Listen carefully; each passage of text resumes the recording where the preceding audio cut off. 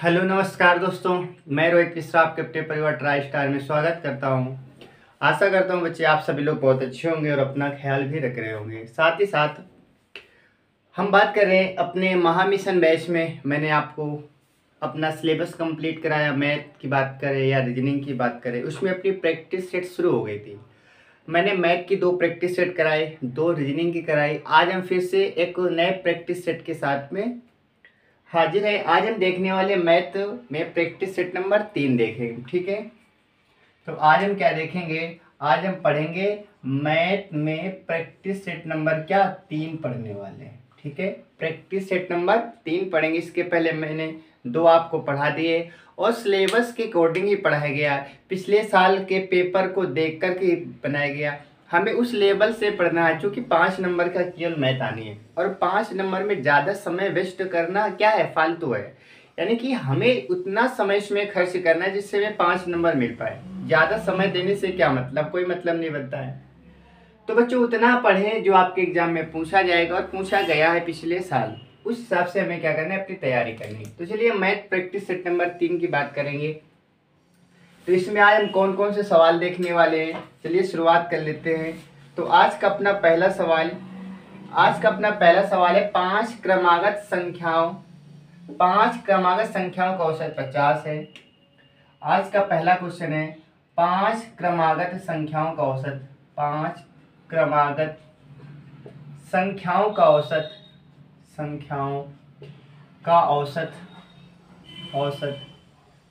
50 है। क्या है? 50 है। ठीक है, सबसे बड़ी संख्या और सबसे छोटी संख्या का गुणनफल। सबसे बड़ी संख्या और सबसे छोटी संख्या का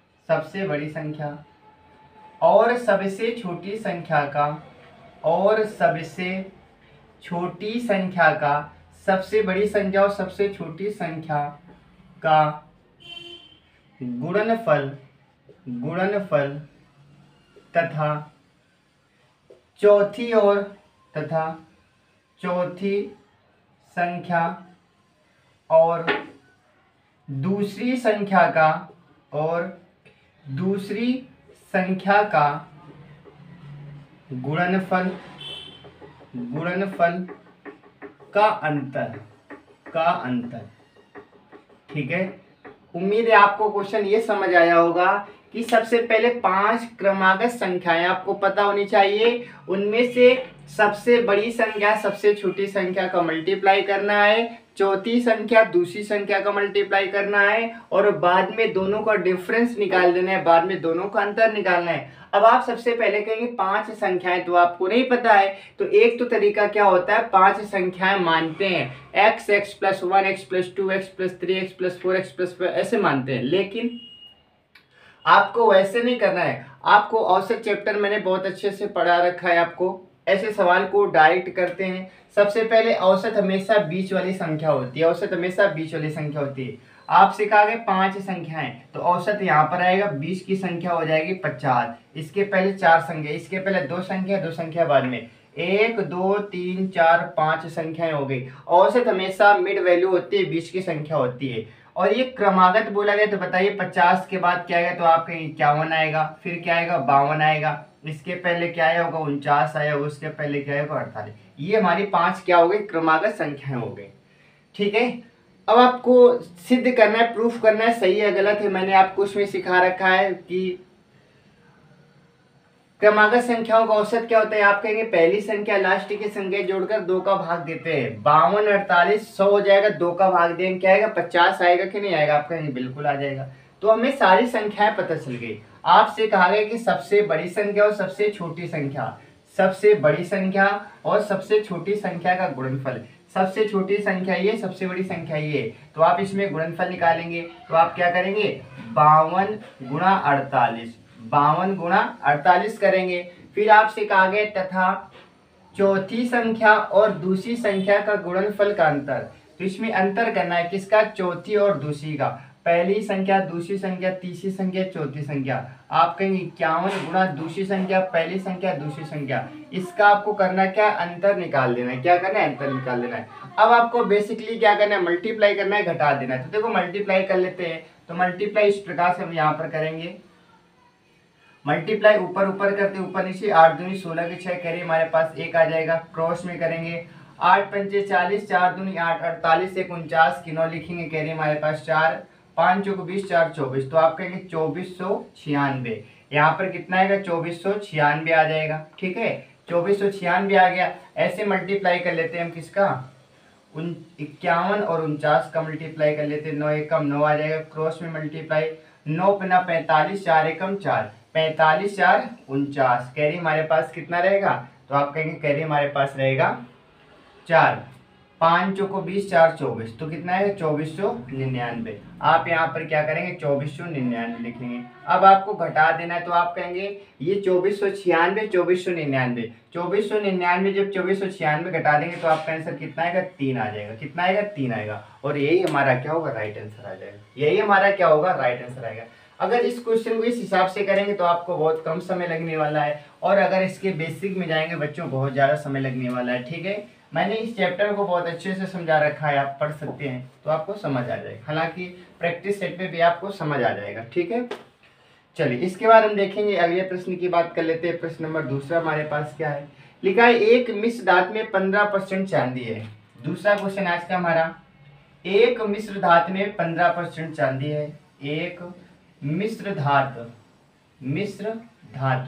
में 15% क्या है, 15% चांदी है, 15% चांदी है। ठीक है, फिर लिखा है मिश्र धातु में किसी भार में यदि मिश्र धातु में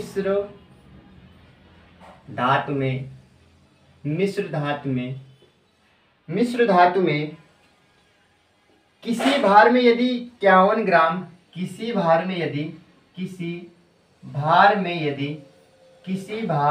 में यदि 51 ग्राम चांदी हो तो इस धातु में चांदी हो तो दूसरे धातु की मात्रा क्या है, दूसरे धातु की मात्रा क्या है, ये आपसे पूछा गया है। ठीक है, तो देखिए यानी कि क्वेश्चन बहुत ही सिंपल क्वेश्चन, बस आपको समझने का इसमें क्या करना है, समझना है, केवल आपको आसान क्वेश्चन है।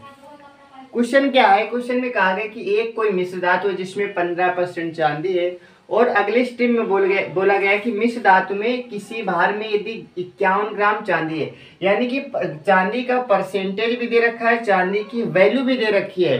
तो आप ये कहेंगे 15% किसके बराबर हो जाएगा, 51 ग्राम के हो जाएगा। आप क्या कहेंगे, आप कहेंगे कि 15% किसके बराबर हो जाएगा, 51 ग्राम के हो जाएगा। फिर आपसे कहा गया कि बताइए दूसरी धातु की मात्रा क्या होगी, तो आप कहेंगे कोई भी धातु उसमें ऐसे, कोई मिश्र धातु में ऐसा 100% होती है। 100% में जब 15% चांदी है तो जो दूसरी धातु होगी वो कितनी परसेंट हो जाएगी, तो आप कहेंगे 85% हो जाएगी। 85 15 तभी तो 100 बनेगा, यानी कि आपसे 85 की वैल्यू पूछी गई है। किसकी वैल्यू पूछी गई है, 15 बराबर इतना, तो 1% का जब आप मान निकालेंगे तो आप कहेंगे 51 बटे कितना आएगा, 15। लेकिन आपसे पूछा गया 50 की वैल्यू बताइए, तो ऊपर आप क्या करेंगे 85 कर देंगे, ऊपर क्या करेंगे 85% करेंगे। ये परसेंट, तो परसेंटेज से परसेंटेज क्या होगा, कट जाएगा। अब इसे काट लेंगे, इसे काटेंगे 5 से, 5 3 15, इसे 5 से काटेंगे 17 पूर्व 85, 3 से काटेंगे 17 व 17 का 17 में गुणा करेंगे 289 ग्राम, 289 ग्राम। यानी कि जो दूसरी धातु होगी वो कितने ग्राम की होगी, तो आप कहेंगे 289 ग्राम की हो जाएगी। कितने की हो जाएगी, 289 ग्राम की दूसरी धातु हो जाएगी। ठीक है, चलिए इंपॉर्टेंट क्वेश्चन था। इसके बाद हम बात करेंगे, अगले प्रश्न की बात करेंगे। अगले प्रश्न के लिए हम बात करें तो लिखा है सुमित के वेतन में 40% की कमी की गई। सुमित के वेतन में 40% की कमी की गई। सुमित के वेतन में 40% की कमी की गई। 40% की कमी की गई, यानी कि सुमित के वेतन में 40% की क्या की गई, कमी की गई। और उसके बाद में 40% की वृद्धि की गई। और उसके बाद 40% की क्या की गई, वृद्धि की गई, यानी कि पहले तो कमी की गई, इसके बाद में फिर 40% की क्या की गई, तो आप कहेंगे वृद्धि की गई। तो आपको बताना है उसके वेतन में अंतिम हानि है, उसके वेतन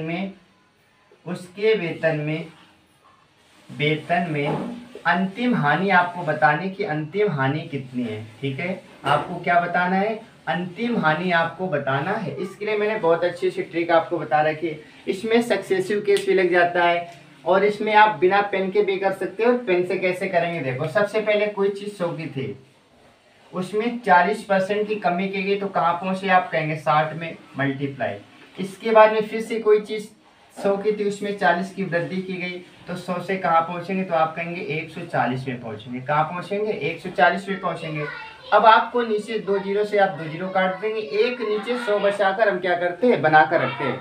एक नीचे हमेशा हम क्या करते हैं, तो बच्चों इसमें हम क्या करेंगे, 2 जीरो से 2 जीरो काट देंगे, इसके बाद मल्टीप्लाई करेंगे। 14 का करेंगे तो इसमें 6 में, तो 4 84 हो जाएगा।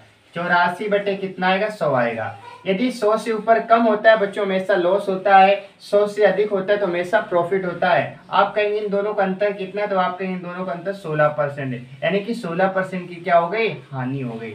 16% की क्या हो गई, हानि हो गई। अब इस क्वेश्चन को आप डायरेक्ट कैसे करते हैं, 40 की कमी होगी तो आप कहेंगे 60 पे आपको 6 याद रखना है। क्या याद रखना है, 6 याद रखना है।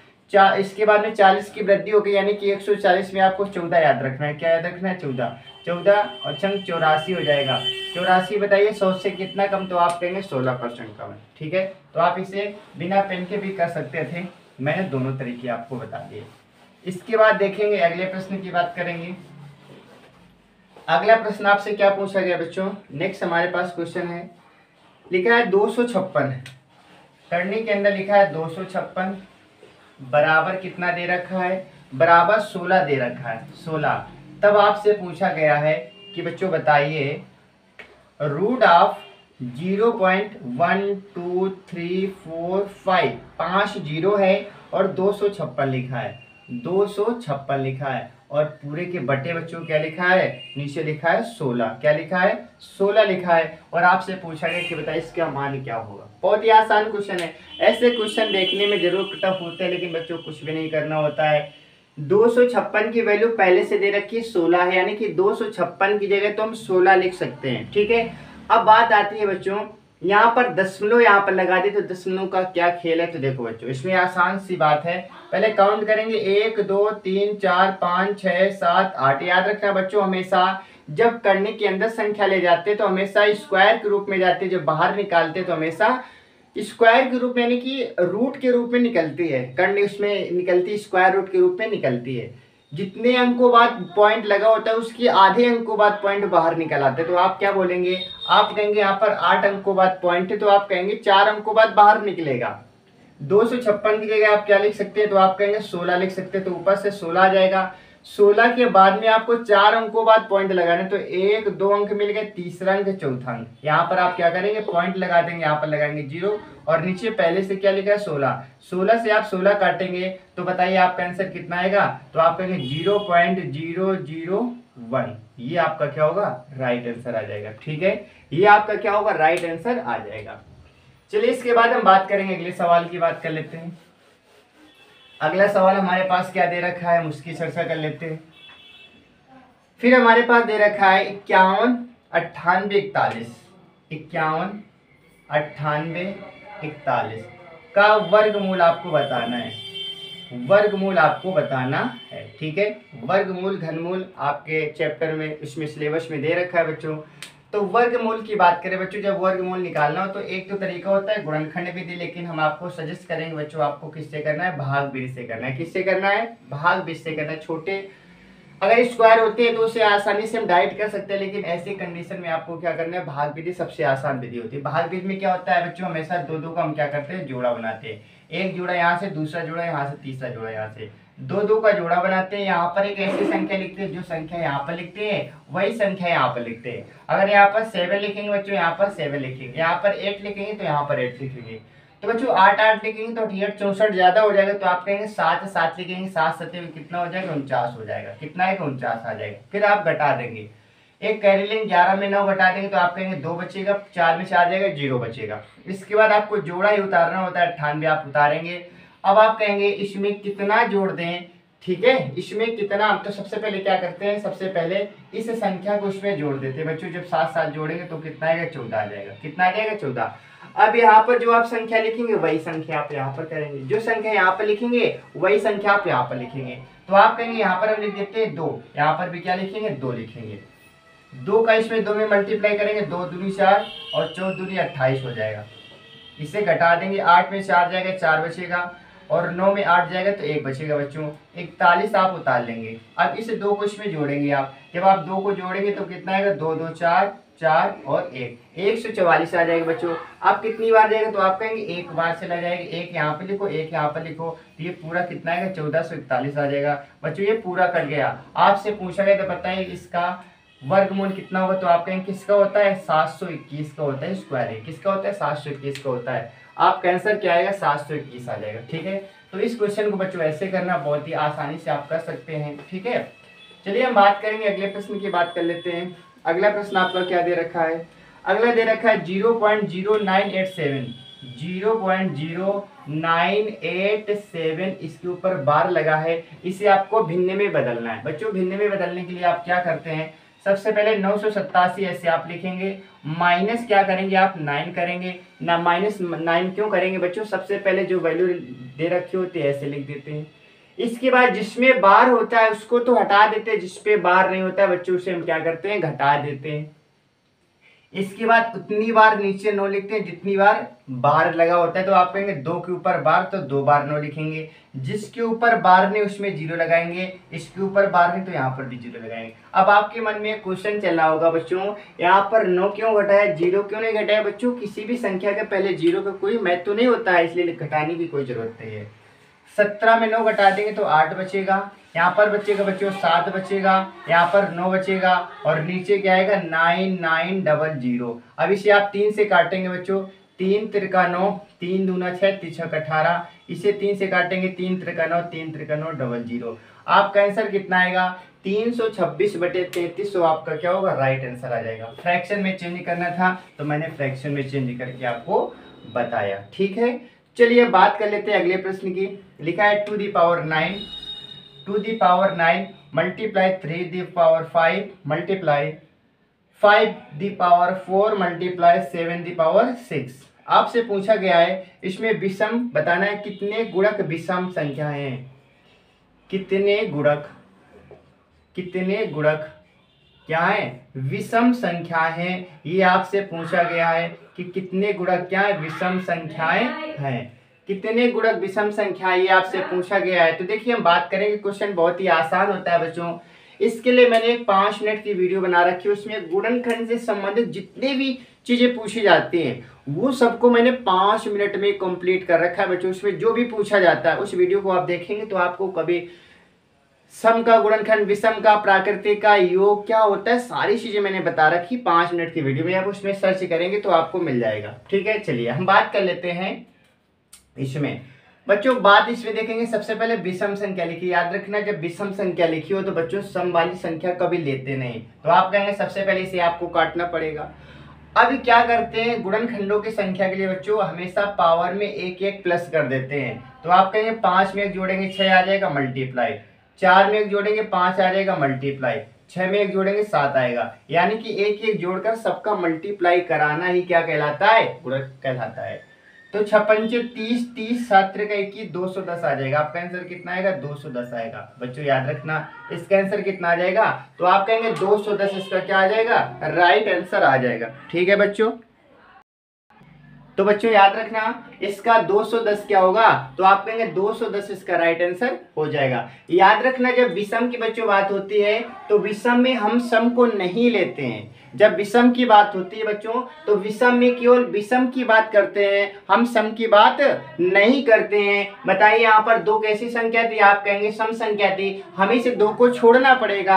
आप क्या लेंगे, 3 5 7 लेंगे। और 3 5 7 ये संख्याएं कैसी होती हैं, तो आप कहेंगे ये सबकी सब कैसी संख्याएं होती हैं, विषम संख्या होती है। उम्मीद है बच्चों आपको ये समझ आया होगा। गुणक निकालने के लिए विषम में क्या करते हैं, मैं तो विषम में हम क्या करते हैं, विषम में करते हैं बच्चों सम संख्या को नहीं लेते हैं। जो इवन नंबर होता है, इवन नंबर को हम क्या करते हैं बच्चों, स्किप कर देते हैं। हमें किससे मतलब होता है, ऑड नंबर से, विषम संख्या से मतलब होता है। विषम संख्या की पावर क्या करते हैं बच्चों, +1 करते हैं और सबका मल्टीप्लाई कर देते हैं, हमारा आंसर आ जाता है। ठीक है, इसके बाद हम बच्चों बात करेंगे, अगला प्रश्न हमारे पास दे रखा है कि बताइए कौन सी संख्या परमेय संख्या नहीं है, कौन सी संख्या परमेय संख्या नहीं है। क्वेश्चन है हमारे पास, कौन सी संख्या परमेय संख्या नहीं है बच्चों, ये आपसे पूछा गया है, कौन सी संख्या परमेय संख्या नहीं है। ठीक है, आपसे पूछा गया कि बताइए कौन सी संख्या परमेय संख्या नहीं है, ये आपसे पूछा गया है। इनमें से आपको बताना है कौन सी संख्या परमेय संख्या नहीं है। अब बात आती है परमेय संख्या बच्चों क्या होती है, याद रखना, रेशनल नंबर। क्या होती है, रेशनल नंबर को हम क्या बोलते हैं, परमेय संख्या बोलते हैं। ये हमारे पास पहला ऑप्शन दे रखा है, फिर हमारे पास ये दूसरा ऑप्शन दे रखा है, ये हमारे पास दूसरा ऑप्शन दे रखा है, फिर हमारे पास ये तीसरा ऑप्शन दे रखा है बच्चों, यहाँ पर 64 है, और इसके बाद हमारे पास क्या दे रखा है, यहाँ पर दे रखा है 27। इसमें आपको वो बताना है जो संख्या परमेय संख्या नहीं, मतलब क्या है, रेशनल नंबर नहीं है। क्या नहीं है, आप कहेंगे जो रेशनल नंबर नहीं है, ऐसी संख्या आपको बतानी जो रेशनल नंबर नहीं है। बच्चों मैंने आपको बताया था रेशनल नंबर किसे कहते हैं, ऐसी संख्या जिसे रूट के बाहर निकाल सकते हैं, ऐसी संख्याएं जिसे रूट के बाहर आप निकाल सकते हैं उसे रेशनल नंबर कहते हैं, उसे परमेय संख्या कहते हैं। और जिन संख्याओं को आप रूट के बाहर नहीं निकाल पाते हैं वो संख्याएं क्या होती हैं, इरेशनल नंबर, यानी कि आप परमेय संख्याएं होती हैं। ठीक है, यदि आप बाहर निकाल पाए तो रेशनल, नहीं निकाल पाएंगे तो इरेशनल। अब यहाँ पर देखिए, सबसे पहले आप 32 को क्या लिखेंगे, आप कहेंगे 2 गुणा कितनी बार आप करेंगे, तो आप कहेंगे 5 बार करेंगे, 1 2 3 4 5, और यहाँ पर 5 ही तो लिखा है, इसका मतलब ये रेशनल नंबर है। यहाँ पर 4 लिखा है तो आप कहेंगे 32, अभी तो मैंने निकाला तो ये गलत हो जाएगा। जब ये सही है तो बच्चों ये तो गलत हो ही जाएगा। बात करेंगे यहाँ पर 3, तो आप कहेंगे 4 गुणा 4 करेंगे तो यहाँ से 4 निकलेगा। यहाँ पर 3 गुणा 3 करेंगे तो यहाँ से क्या निकलेगा, 3 निकलेगा। कौन सा नहीं है, तो आप कहेंगे 4। ये हमारे पास 32 हमारा क्या होगा, आप कहेंगे ये हमारा रेशनल नहीं होगा, ये कैसा होगा, इरेशनल नंबर हो जाएगा। ठीक है, ये कैसा हो जाएगा, तो आप कहेंगे इरेशनल नंबर हो जाएगा। ठीक है, चलिए इसके बाद बात करेंगे अपने अगले प्रश्न की बात करेंगे बच्चों, नेक्स्ट क्वेश्चन की बात करेंगे जो कि हमारा इस सेशन का क्या होगा, लास्ट क्वेश्चन होगा, अंतिम प्रश्न होगा। लिखा है यदि किसी संख्या के वर्ग का, अगला प्रश्न हमारे पास है, लिखा है यदि किसी संख्या के वर्ग का, यदि किसी संख्या के वर्ग का, यदि किसी संख्या के वर्ग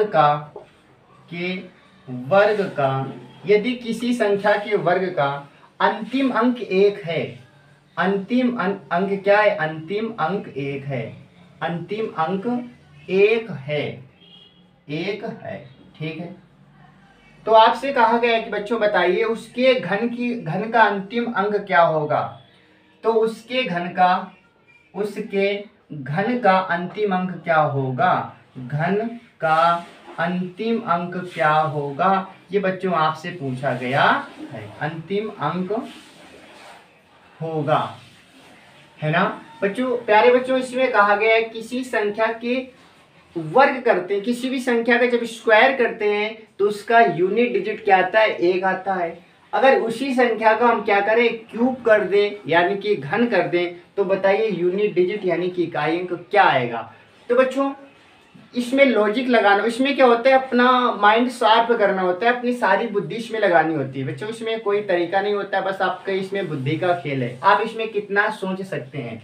एग्जाम्पल के तौर पर मैंने यहाँ पर लिया 1, आप कहेंगे 1 का स्क्वायर क्या होता है, 1 होता है, बिल्कुल सही है। मैंने कहा 1 का क्यूब करेंगे तो बच्चों आप कहेंगे 1 का क्यूब भी तो 1 होता है, ठीक है। लेकिन पहले इसकी ऑप्शन लिख लो, ऑप्शन, तभी तो आप भ्रमित होंगे, कंफ्यूजन आपको कब पैदा होगा, जब आप ऑप्शन देखेंगे। ऑप्शन पहला लिखा है केवल 9, फिर लिखा है केवल 1, ठीक है, केवल 1, फिर लिखा है कोई नहीं बच्चों, फिर लिखा है 1 या 9, 1 या 9। ये 4 ऑप्शन हमारे पास दे रखे हैं। कुछ बच्चे इस पे टिक करेंगे, कुछ बच्चे इस पे टिक करेंगे, जिन्हें कुछ नहीं आता इस पर करेंगे, और कुछ बच्चे इस पर करेंगे। जो इस पर करेंगे उनका सही होगा। कैसे? मैंने कहा 1 का स्क्वायर क्या होता है, आप कहेंगे 1। मैंने कहा 1 का क्यूब क्या होता है, आप कहेंगे 1। यहाँ तक तो आपने पढ़ लिया, छोड़ दिया, आप इस पर टिक लगा के चले जाएंगे। बच्चों गलत हो जाएगा। आप 9 का स्क्वायर करेंगे कितना आएगा, तो आप कहेंगे 9 9 81 आ जाएगा। 9 का क्यूब करेंगे तो कितना आएगा बच्चों, 729 आएगा। कितना आएगा, 729 आएगा। अब देखिए इसका स्क्वायर करेंगे तो 1 आएगा, इसका क्यूब करेंगे तो क्या आएगा, 9 आएगा। यानी कि यहाँ से फाइनली रिजल्ट आपका क्या निकला कि 1 भी आ सकता है, 9 भी आ सकता है। बच्चों क्या आ सकता है, 1 या 9 आ सकता है। ये दोनों पॉइंट याद रखना, 1 भी आएगा, 9 भी आएगा। ठीक है, तो ऐसे ही क्वेश्चन तो आपसे गलत हो जाते हैं, तो मैंने क्वेश्चन करा दिए बच्चों। ये थी हमारी प्रैक्टिस सेट नंबर कौन सी, तीसरी मैथ में प्रैक्टिस सेट अपनी चल रही, किसके लिए, यूपी पेट के लिए चल रही बच्चों। तो उम्मीद है प्रैक्टिस सेट आपको अच्छी लगी होगी। यदि अच्छी लगी है तो बच्चों इसे शेयर जरूर करें। अब मिलेंगे हम आपसे नेक्स्ट क्लास में, तब तक आप अच्छे से अपनी प्रिपरेशन करते रहिए। Okay, bye bye, take care, Radhe Radhe, Ram Ram, जय हिंद, जय भारत।